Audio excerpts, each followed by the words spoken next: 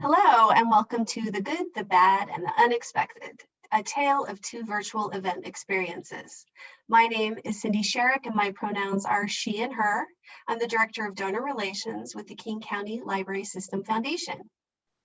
My name is Katrin. My pronouns are they and them, and I am the Community Engagement Specialist for the King County Library System Foundation. Hi, my name is Nicole Chitty. I'm the Director of Development for the San Jose Public Library Foundation. Hi, everyone. My name is Kendra O'Donohue. My pronouns are she, her, and I'm the Chief Advancement and Impact Officer for the Office of Mayor Sam Liccardo in the City of San Jose. So welcome to our presentation. On today's agenda, we're going to do an overview of two events, as Cindy mentioned. First of all, Nicole and I will share some information about our event hosted by the San Jose Public Library Foundation in collaboration with Mayor Sam Liccardo. And then Cindy and Katrin will share information about the KCLS Foundation's Literary Lions Gala, which was originally an in-person event, but then transitioned to a virtual event in 2021. And then at the end, we will gladly take any questions that you may have.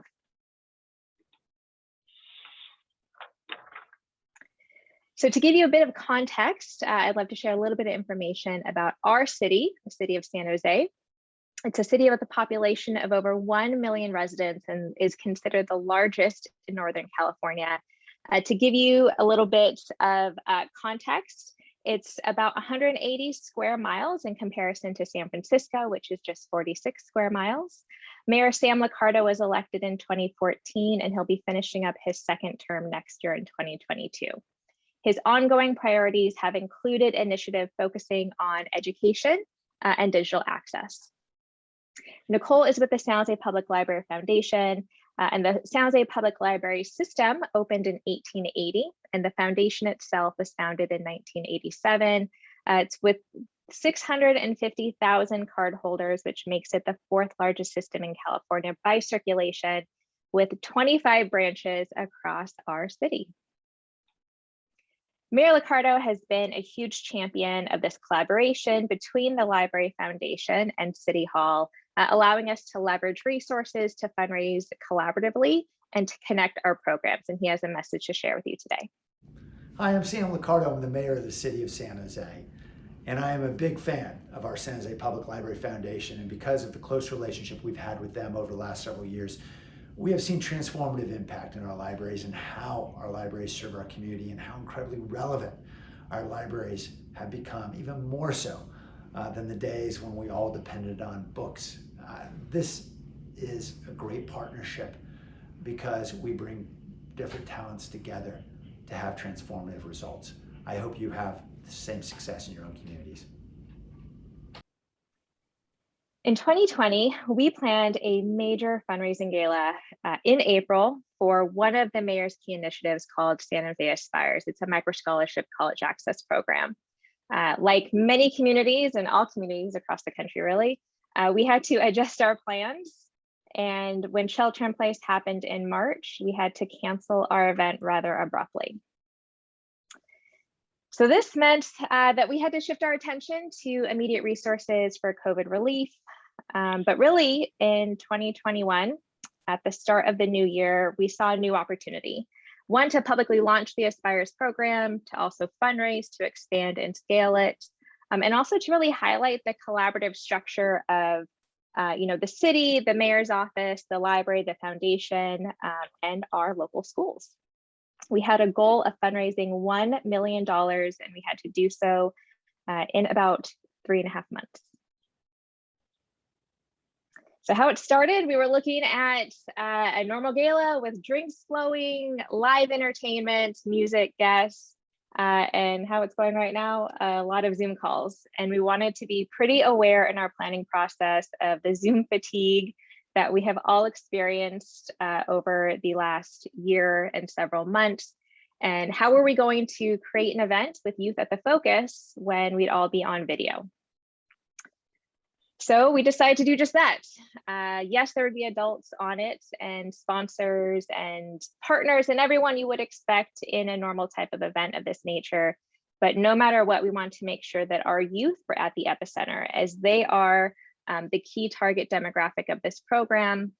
and they are the ones that would benefit from the fundraising dollars that we were able to bring in.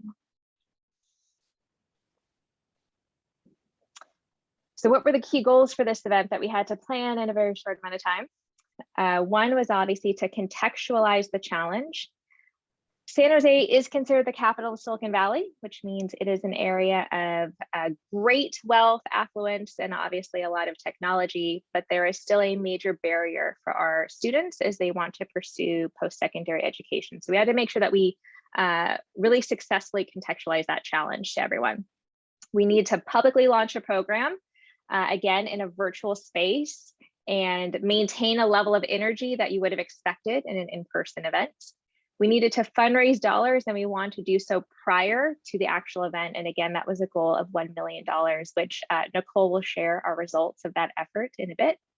We want to highlight our partnerships, and in doing so, really evangelize the program for all of our stakeholders to get folks excited and to create maybe new opportunities for ongoing engagement and potentially expansion. Of course, we want to spotlight our youth and put them front and center. And because we were going to fundraise dollars beforehand, we decided to just stick with a soft ask at the end. So this became Mayor Sam Liccardo invites you to meet the students. You'll notice that the event was from 11 to 12. So we made it a lunchtime virtual event. This was another way for us to differentiate it from your kind of standard, maybe evening time virtual fundraiser. So we knew it was going to be different. We wanted to set it apart. And this was one way of creating some additional novelty to doing that. Plus, we also recognized that there were a lot of additional events that were already planned in the evening time, and we didn't want to compete for folks trying to figure out how do I join one event versus the other.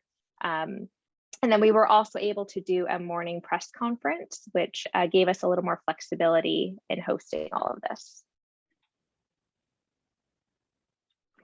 So Nicole will share more information about the exact planning process, but all in all, we decided to keep it internal with the team that we had at the mayor's office, which is the strategic partnerships team. That's where I sit, and the San Jose Public Library and the Public Library Foundation.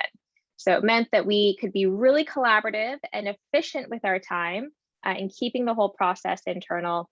It also meant that we had to have a very, very clear distribution of roles and responsibilities to ensure that everything was going to get done. Mainly because, yes, we had to plan this event while still doing our normal day-to-day work and managing a million other competing priorities. And so we had one person on our team who ran point. We had weekly meetings, basically from January all the way up until the event, which was on April 15th. And then for myself and Nicole, we had what I would claim was the most important roles in securing sponsorships and then making sure that we actually had the right people in the room. So that brings us now to talking about the inviting process and our planning. And one of the things we wanted to do is have targeted invitations, because part of the program is to break everyone out into breakout rooms so that they could speak individually to these students. So we wanted to make sure that the event felt intimate and exclusive. So we only invited our prospects.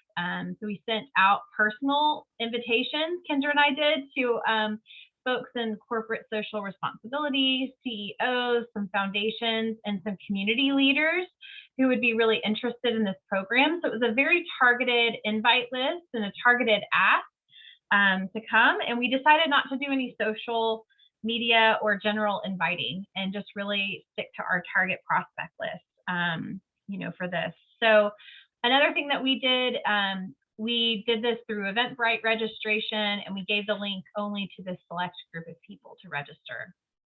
Kendra and I worked together with our teams to do sponsorship together, and our goal was to raise all the dollars prior to the event and have the event be more focused on the interaction with the students. So we try to do all the fundraising ahead of time. And then we also did quite a bit of prep work on the program side of the event. So one of the things that we did was we had 14 students who were part of this program, and they were all put in different breakout rooms to talk to the adults to get advice from them, to ask them questions about what type of employee they wanted to hire, but also for the adults to ask them questions about what it was like to be part of this program that the library took on. So one thing we did ahead of time is we had a set of questions for the students so that they could have some pre-formed responses and have some idea of what they were going to say. So we did some student coaching with each of them. And then we had a Zoom where we had all of our table hosts come together with the students. So they would get familiar with each other, get to know each other's story, and feel comfortable the day of the event. The table hosts were all board members from our library foundation. So I asked board members to all be table hosts and help just facilitate conversation and move it along and help that to be able to flow the day of the event. These were the students who participated in the event and were part of the breakout rooms. So our program basically looked like we had a welcome, we had an opening video, the mayor said a few words, a student said a few words, and we had one of the high school principals share about what it's been like for him to see his students go through this program. And then we spent 20 minutes breaking everyone out into breakout rooms. So we had about 10 to 12 attendees in each breakout room. Each breakout room had the table host and the student as part of it as well. And this was the one piece of the program that everyone said, I wish you had given us more time with these students. We didn't get enough time with them and we wanted more. So that was great. We had them leaving, wanting more from us, which felt good. But that was the big piece of the program that we really highlighted. Then at the end, we did a little Price is Right game and gave away some Alaska Airlines vouchers. We had a student testimony, and then our mayor and MC wrapped up with a soft ask at the end. And this is Franco Finn. He is the voice of the Golden State Warriors basketball team. And so he was a great MC and hype man for the event. After the event, the post-event follow-up was really important. So 4 hours after the event, everyone got an email that had links to give, a video clip, and an opportunity for them to provide feedback on the event the day of. Within a week of the event happening, we sent out these table host thank yous, and here's an example of one pictured here on the right, where the students wrote a little note to their table host facilitators with a thank you. We also gave our students Visa gift cards and a bag with some library paraphernalia in it as a thank you to them for participating and giving of their time. And then another thing that we did was within a week, we reached out to all of our sponsors and asked for a follow-up meeting and just a quick 20-minute Zoom with us and the mayor's office, just offering feedback for the event and to give them an opportunity to talk about further engagement that they might want to have with the program going forward. A month after the event, we did kudo boards for each of our tables. So we had 12 total tables, and for each of the students, we gave them their own kudo board. So one student would have a kudo board, and we would send the attendees who were at her table the link, and they could write messages just to continue to encourage them towards graduation. And just a way to further engage those attendees a month after the event to continue engaging with the student without it being a direct student and adult connection, because there's some of that liability stuff. So it was a way for them to still have, to be able to speak to them and encourage them and just give them some kudos. So with kudo boards, they're kind of neat. This is what they look like. You can attach a GIF, you can attach a photo to it, and you can even print out a kudo board later and send it to them. So it's kind of a nice, cheap way to engage people. 2 months after the event, we meet as a staff and talk about a personalized engagement plan for each sponsor, because each corporate sponsor wants to be involved in a different way, and how we're kind of moving that forward, the engagement forward, going forward. And then 6 to 9 months after, we have not hit 6 to 9 months after, but our plan is for our committee to discuss potential for next year's event. and plan for further engaging these sponsors for a possible program endowment at the year end. Some of our key results for the program, you heard Kendra mention earlier, our goal was to raise $1 million. We raised $3 million at this event, so it was very successful, and all but $125,000 was secured before the event actually took place. Our average gift size was around $200,000, and we had 14 total sponsors who were all corporate except for 2 who were individuals. As far as the expenses, we spent less than $5,000 on the event. We had some goodie bags for the students. We paid to get some videos made, but the cost was very minimal. But we did have a lot of staff time invested, which is not reflected necessarily in these costs. So we had about 5 people, 2 from the mayor's staff and 3 from our staff that were meeting weekly from January up until when the event happened in April. So there was a lot of staff time. We had 124 people who attended out of 268 people that we invited. And again, we did those targeted invites for this.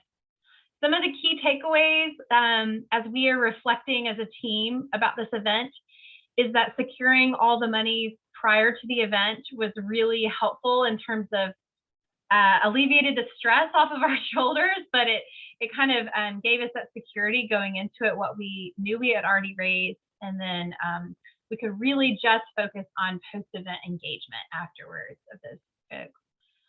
We wish we would have allowed more time in the breakout rooms with the students, and that was our #1 feedback when we sent our email out to attendees. Students were the big draw to the event, so versus having somebody famous or something like that, the people just really wanted to interact with these students, and they were the big draw. The MC was not part of our planning committee, but he had great energy and added a lot to the event. And we kept the cost down by keeping a lot of this in-house. And one of the other takeaways is our post-event follow-up was super important in continuing to raise money and continuing to engage everyone. Great, thanks, Nicole. And now we're going to switch gears and talk a little bit about the King County Library System. So just an overview, our size, we have 50 libraries in the King County Library System, plus a service center, which is where our administration offices are. We have a distribution center and outreach and mobile services. We serve 1.5 million people in our service area in 36 cities and over 2,000 square miles, 18 school districts, and over 1,000 employees. And this is just a geographic representation of our service area. And on this map, you'll see the green area of King County is part of the King County Library System. And many of you know that Seattle is actually also part of King County, but in the gray area you'll see on the screen now, that's the Seattle Public Library, which is a separate library system. And a little background on our gala, very different from San Jose in that this is a long history of 28 years in our community. We usually have about 750 attendees. And our event is really focused on authors, and we invite 20 Lions to participate. They're usually from the Pacific Northwest. We don't offer a budget to pay for travel or an honorarium, so they're generally authors in the Pacific Northwest that have a new book that they're looking to share with the community. We do invite one nationally known keynote that we do have a budget for. And the event is from 6 to 9 p.m. And the first hour is a reception in the foyer at the Bellevue Hyatt. We actually give our attendees a book bag when they register so that they can go shopping for books. And they kind of visit each of the author tables in the foyer and purchase a book, and they get that personalized and autographed. And then at around 7 p.m., we ring the bell, the chime, to get everyone to go into the beautiful ballroom. We have a great dinner. There's a lot of wine. And then we have our main program on the stage in the ballroom. In 2019, which was the last year that we had this traditional in-person event, we raised $463,000. And then in 2020, we were ready to have the event. It was scheduled for March 7th, and we had sold out. It was going to be the largest event in our history. We had Melinda Gates signed up to do the introduction, and Colson Whitehead, the Pulitzer Prize winning author, was our keynote. We were really, really proud and excited to have the event. But if y'all can think back to that time in 2020 on the week of March 7th, we were really gearing up. COVID was really becoming a big issue, especially in the Pacific Northwest. And so on March 3rd, 4 days before the event was to take place, we had to make this hard decision to cancel the event. And it was really a tough decision. It wasn't a virtual event, it just really was a canceled event. And we really threw out the Hail Mary to our attendees, asking them to consider making a donation in lieu of attending, but we didn't have the time to really turn it into a virtual event. So a few months after the event was canceled, we started planning for our 2021 event, which we decided early on we were going to have in a virtual setting, 100% virtual event. So we had a good 9 months to plan that event. And so we're going to talk a little bit today about how we were able to translate that in-person event into a virtual one. And I'm going to turn it over to Katrin. Thanks, Cindy. So today I'll be covering some of the promotional materials that we went through, as well as an overview of our event, wrapping up and talking about sponsorship and event partners. So typically for our in-person event, we have mailed invites, we have emailed invites and reminders, we do some social media, and we really kept most of that going into the virtual space. We still wanted that mailed invite. However, we did boost our email and our social media promotion. That was at the advice of some event partners, which I'll talk about later. And some feedback we got was that was a lot of emails, but we really wanted to make sure that everyone coming to the event knew what to expect and that we weren't going to end up with day of issues trying to troubleshoot when we just really wanted to have the event go smoothly that night.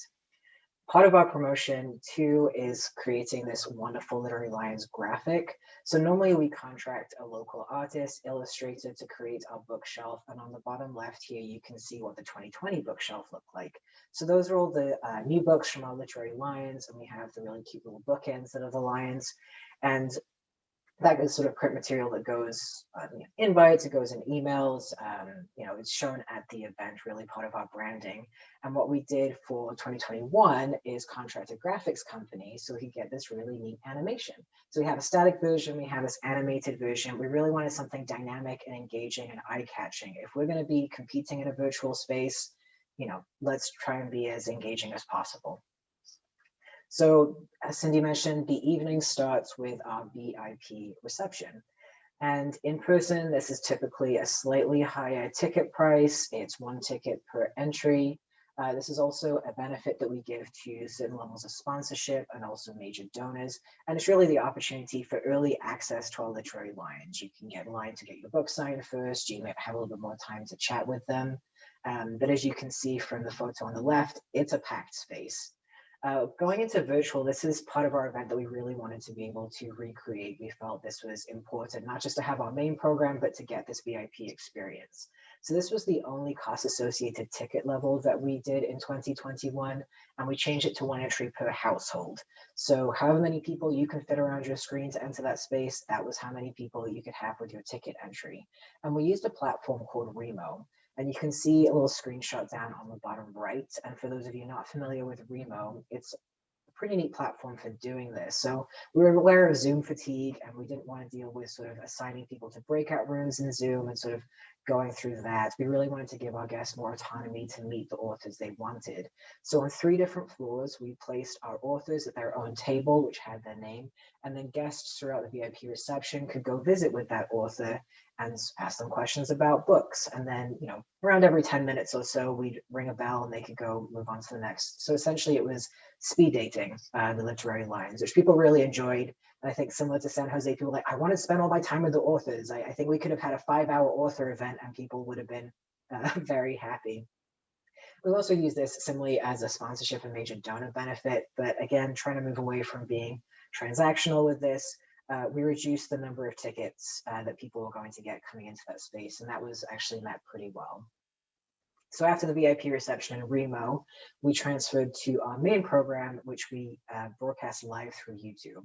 So in person, this is a $250 ticket, and part of going virtual, we saw this as an opportunity to really broaden the tent, to invite as many people as possible to engage with our community.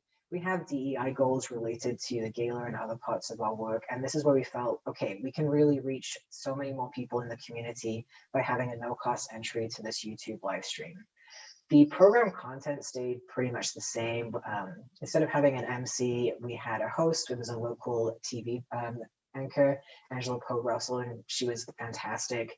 We also had the library system executive director, our foundation executive director. We had the Literary Lions. We had a keynote. We managed to get Melinda Gates back this year, which was a nice bonus. And we also, so we have our keynote speaker. We got Colson Whitehead again this year. And then we have our Raise the Paddle. So the way that it's mostly changed the main program is that we did a lot of pre-recording of people and sort of tried to fake live throughout the evening. So we weren't trying to switch between all those different presenters. And I think from the feedback we got, it worked very, very well. We also upped our lines from 20 to 30. Cindy's mentioned, normally they're all local authors. We don't have a budget for travel, but because we were virtual, we were able to get them from all over the country and even international. We had Kwame Alexander actually call in from London, where he's based currently. And on that note too, we were able to really expand what we were doing in terms of like sharing our values and our mission by having more people in that program in a way that made sense. So Kwame Alexander recently released a book of poetry around race, and he was able to share one of those poems the night of the event, which I think was a really, really powerful way of sharing that anti-racism message. So also in person, it is only in-person access. We don't have a recording, we're not broadcasting the event. But now, if you would like to go look at it, you can go still find our program up on YouTube. And that really gave us flexibility the week after the main event to say, okay, you couldn't miss it. You know, your kid had a tantrum, or you had to do something else, or you were just tired. Hey, you can go watch it the entire week after, or even after that, or after that. And so we were able to even garner some gifts after the night of the event. Part of our event, I said, was the Raise the Paddle, and this was a tricky aspect for us to try and figure out how we were going to do this in the virtual space. So normally we have a person on stage who is asking for donations at different levels, and normally we do a couple of plans at different levels, sort of the $5,000 and the $10,000 level, to hopefully inspire other people. You know, it's that really that in-room excitement that inspires people to say, oh yeah, I'm going to make that bigger gift. And that was something we weren't really sure how we were going to get those same number of gifts through a virtual platform. So there was a lot of work that went in beforehand to getting pre-commitments. And so of our Raise the Paddle goal, we got 80% of that pre-committed before the event. And as you can see in this bottom right image, the platform that we used to show donations showed names and it showed amounts, and that helped sort of create a fraction of that excitement in the virtual space to kind of encourage other people to give, as well as giving donors recognition. We did do a matching pool as well in the virtual space, which we've done in person, and that went pretty well. We met the goal of the matching pool, and it was very, very encouraging. So to move on to corporate sponsorship, the sponsorship stayed pretty similar. We reduced the tickets to the event going into the virtual space, which all the sponsors were totally fine with. And we just kind of altered how we were going to promote them. So in person, there is a heavier emphasis on print promotion, whether that's signage of the event that you can see in the bottom left image. There's the mailed invite, there's an event program, and that's really where the emphasis is in person. We did include them on the mailed invite, but we went really heavily on digital promotion. So every email had a link. They were up on our website with a link. They had a pre-show reel for YouTube where they could have their ad at certain levels. They got a video ad which played before the main program. And in Remo, there's also spaces to have ads down the side of that main ballroom. So they even got some promotion during that section too. And overall, I think they were really happy with what we were able to provide in a digital space. And it just really gives us lots of options for the future going forward. And finally, I wanted to talk about event partners. So this was the 28th year of the gala. We had 27 years of experience doing it in person. So that has been running so smoothly, thanks to experienced staff members like Cindy. We know what we're doing when it comes to an in-person gala. When it came to going virtual, we first brought on a live stream partner because we were going to have the technical know-how to do that. We wanted to get the best advice on how to prepare our guests to go into that, as well as to run it the night of. And then as we were getting further through the project, we realized that we really wanted someone to come and help us do project management. We didn't know how many emails to send or quite when to do the asks. There was just a lot of unknowns, and given how big an event this is for us, we needed as much expertise as possible. So there are pros and cons to bringing on event consultants. I think there was a lot of stuff that we didn't know that they definitely provided. But as we had been doing it for 28 years, we had a certain messaging. We knew how we wanted to talk to our audience. And so that became, as you know, in the reflection of the whole thing, I think we might have done things a little bit differently in terms of project managing. We also just have so much more experience now and a successful virtual event under our belt. For in-person, we also partner with a hotel and lighting for gala night. And this changed slightly. We're obviously going to be able to book a hotel for in-person. So we had another live stream partner for the YouTube aspect. And then we also contracted with a party box company for the VIP guests. They got a copy of Colson's book, a nice little leather bookmark with our logo on it, some chocolates. And it was a nice surprise for them, I think, to get that box and enjoy the night of the event. In terms of volunteers as well, this drastically changed. Normally we have about 70 plus volunteers. They're in the office the week before the event. They're there the day of, helping out. And going virtual, we got about 12 volunteers, and I think we probably could have had less. Thankfully, all the preparation that we did meant the night of, I think I was leading the people on the email inbox. We got 3 emails the entire night with technical issues or asking questions. So it was a lot of prepping in advance, but it really paid off the night of the event. Thanks, Katrin. And so here's the key results. So keep in mind that 2019 was the last year that we had an in-person event and had the fully loaded expenses of a hotel and food and wine and all of that. So you'll see the cost of dollar raised in 2019 was 39 cents. And in 2021, it was less than half of that at 17 cents. 2020 is an outlier year, of course, because we had most of the income came through the sponsors did not ask for refunds. People didn't ask for refunds of their tickets, and they made donations, and we were able to get out of most of, if not all of our contracts. So the expenses were a lot less. And you can see those numbers reflected in the gross and the net over those 3-year period.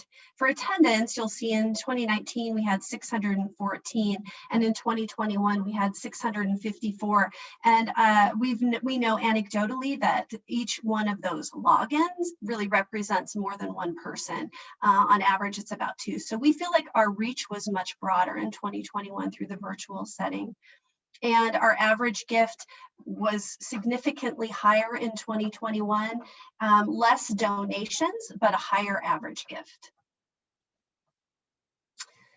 And so some key takeaways for us, seek expert advice, but trust your experience. Really, this goes to the point of we've been doing this for a really long time. So we really knew our audience, we knew how to put this event on, and outsourcing it was great, but we just be really specific, make sure that we don't ask the consultants to write our messaging, so we don't spend extra time editing and going back and forth. Adapting an in-person event for virtual is an opportunity for change. So we were able to take advantage of a no entry level for attendance, and we had finally made the jump to less transactional feelings for our sponsors and our major donors, where in the past they would receive a whole table in exchange and now would get 1 or 2 VIP tickets. Make sure you know what key elements make your event special and anchor those to keep your audience when you go virtual. We worked really hard to try to replicate exactly as much as possible a virtual experience that was similar to our in-person event. So we have that history that doesn't go away. And then virtual events equals virtual planning. This is a big lesson learned. You know, you're going to be doing a lot over email. You're going to be doing a lot over Google Drives or SharePoint or chatting. There's a lot of issues with version control. Just be really specific about who's making the decisions, who's the part of that planning process, and you'll be fine. So that wraps up our presentation. We want to thank you all for attending today, and we'll open it up for questions.